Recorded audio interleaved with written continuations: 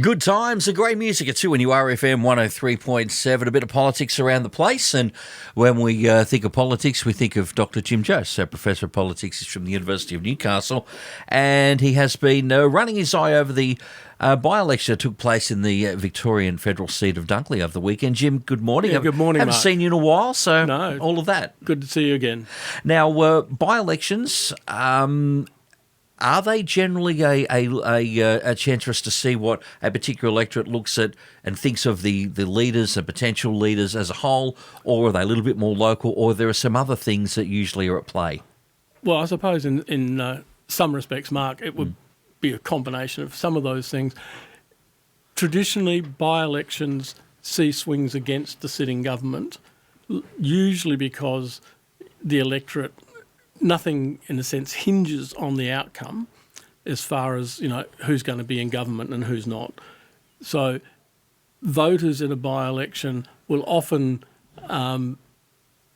cast a vote against the government to, if they're, getting, shall we say, a bit peed off about what's going on. However, this particular election, yes, there was a two-party preferred swing against the Labor Party, but we have to remember that the election was called because of a sitting member who died in office.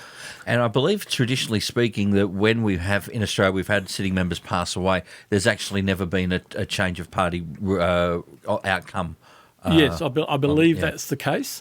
And it would have been unusual, I think, for the electorate to turn.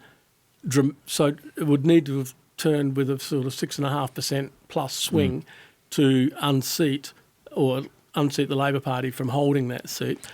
And when we look at the actual two-party preferred swing, it's not remarkable. It's pretty much on target for being what we might call the average swing against a government in a by-election, looked at longitudinally over, many decades. So 3.5%, the swing, it puts it in, I guess, in the space that says neither here nor there. The parties themselves, the Labor Party, can take a little bit more comfort insofar as they increase their primary vote by a very small margin, between 0.5% and 1%. The coalition dropped a little, but again, not a heap. So the Liberal Party might need to, or the coalition might need to stand back and go, we need to rethink how we're coming across in the wider electorate. The Greens lost 4% of their primary vote, and for them that would be, a huge blow, and they would probably be wanting, what went wrong for us in the by-election.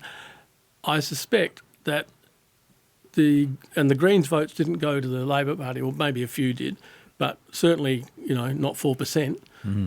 So they didn't go to the Labor Party. They didn't go to the coalition. They tended to be distributed elsewhere.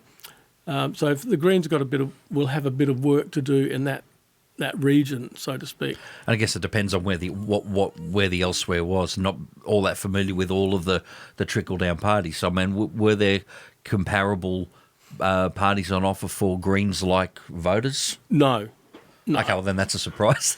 I know there were a couple at the other end, but I would have, if there's not much for those who would be traditional hardcore left Green voters, that's a surprise. I think for the coalition though, there seems to be an attempt to spin this more positively than the circumstances warrant, because agreed. They went a bit wild.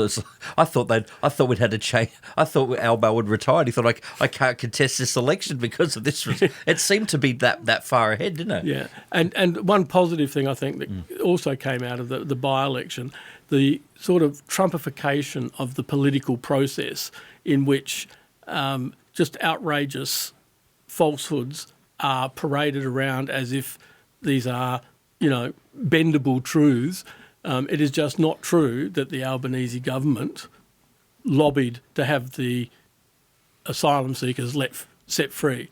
That was one of the last things that the government would have wanted to happen, but it did, because it was a High Court decision and the government was obliged to follow that track. It wasn't that they were releasing them of their own volition. No, look, I get that the High Court, and we'll run out of time on this one, so because that's a whole other thing. But to be fair, though, they had about 6 months knowing this High Court decision was. Once the decision's happened, then okay, Struth, this has happened. Now, what do we do post decision? But this wasn't like a decision that was like a week away. They had plenty of time to sort that out. That's a whole different ball game. What I'm referring to is the way in which Advance spent, I think, best part of $250,000, nearly $300,000, putting up banners and stuff which were factually misleading and emotionally charged in ways that were perhaps not helpful. The electorate in Dunkley, the voters in Dunkley, didn't go down that path. They didn't seem to buy into that type of electioneering. And I think that partly reflects Australia's political culture in general, but it also is a positive sign that perhaps that strategy doesn't have as much leverage in Australia.